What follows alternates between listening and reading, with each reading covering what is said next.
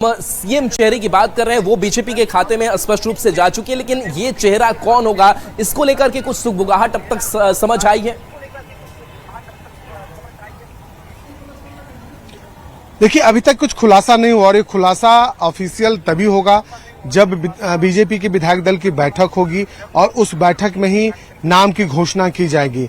लेकिन इसके पहले कई जो बड़े चेहरे हैं उनकी चर्चा जरूर हो रही है। यदि हम बात कर ले सम्राट चौधरी की, तो सबसे पहला नाम सम्राट चौधरी का सामने आता है, क्योंकि अभी वो बिहार विधानमंडल दल के नेता भी हैं बिहार विधानसभा में।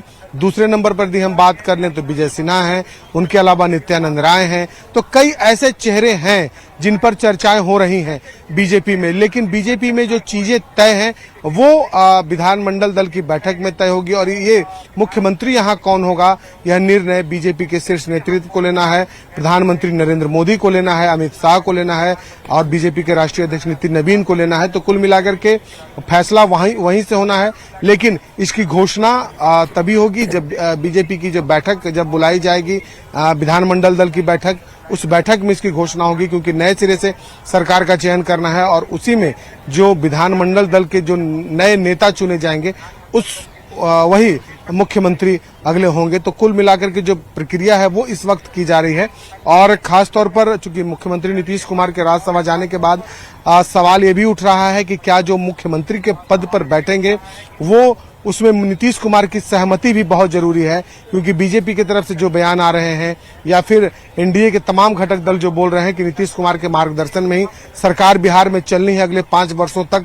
तो ऐसी परिस्थिति में बीजेपी को उसी नेता का चयन करना होगा जिस पर नीतीश कुमार की भी सहमति हो, और नीतीश कुमार की सहमति लिए बिना बीजेपी भी अभी फिलहाल कोई बड़ा कदम नहीं उठाने जा रही है, साफ तौर पर दिख रहा है। तो कुल मिला के कहा जा सकता है कि नीतीश कुमार ही फैसला नीतीश कुमार को करना है और बीजेपी के लोगों को करना है। तो थोड़ा इंतजार अभी इसके लिए करना होगा कि मुख्यमंत्री का चेहरा कौन होगा। जी बिल्कुल शैलेंद्र, आप कह रहे हैं कि नीतीश कुमार के गाइडेंस में ही मुख्यमंत्री का चेहरा भी तय किया जाएगा, लेकिन एक सवाल ये भी देखने को मिल रहा है कि बीजेपी फिलहाल इस लीडिंग स्थिति में इस कदर नजर आ रही है कि अभी फिलहाल जो मौजूदा सरकार की स्थिति है कि अगर सीएम जो कुर्सी है वो जेडीयू के पास है तो विधानसभा अध्यक्ष जो है वो बीजेपी के हैं, लेकिन अगर सीएम की कुर्सी बीजेपी के पास रह रही है तो विधानसभा अध्यक्ष भी बीजेपी के ही। गृह विभाग को लेकर के क्या संभावनाएं नजर आ रही हैं?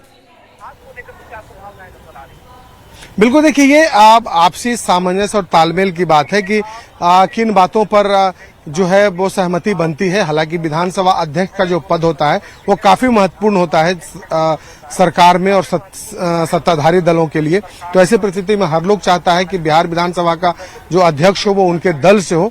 फिलहाल बीजेपी कोटे में यह पद है। देखना होगा कि जदयू की ओर से जो डिमांड की जा रही है उस पर क्या समझौता होता है और किस तरीके से बातचीत होती है, क्योंकि विधानसभा और विधान परिषद दोनों में अध्यक्ष होते हैं। विधानसभा में अध्यक्ष और विधान परिषद में सभापति होते हैं। तो क्या सभापति की कुर्सी जदयू खाते में जाती है या फिर विधानसभा अध्यक्ष की कुर्सी बीजेपी जदयू के खाते में आती है? लेकिन अभी तक जो चीजें सामने निकल करके आ रही हैं उसके अनुसार बिहार विधानसभा के अध्यक्ष की जो कुर्सी है वो बीजेपी के खाते में जाती ही नजर आ रही है। जी 3 महीने पहले की अगर बात करें तो 26 मंत्रियों के साथ नीतीश सरकार ने शपथ ली थी, लेकिन इस बार ऐसा जो फॉर्मूला सामने आ रहा है, माना जा रहा है कि ये फुल फ्लेज कैबिनेट की संख्या हो जाएगी, 30 से ज्यादा ये हो जाएगी। लेकिन अगर बात करें एलजेपी आरवी की, जिसके 2 मंत्री हैं कैबिनेट में, लेकिन अब फॉर्मूला एक का हो जा रहा है, तो ये भी एक कह सकते हैं कि एडजस्टमेंट एलजेपी आरवी की तरफ से, चिराग पासवान की तरफ से किया जाएगा। वो सहमति जताएंगे अपनी? बिल्कुल, देखिए एडजस्टमेंट करनी होगी, क्योंकि नीतीश कुमार ने निर्णय लिया है, एक बड़ा निर्णय लिया है, मुख्यमंत्री पद उन्होंने छोड़ा है। तो ऐसे परिस्थिति में कहीं न कहीं जो मंत्रिमंडल होगा और जो चीजें होंगी इसमें बीजेपी और जदयू में बराबर और अधिक से अधिक जो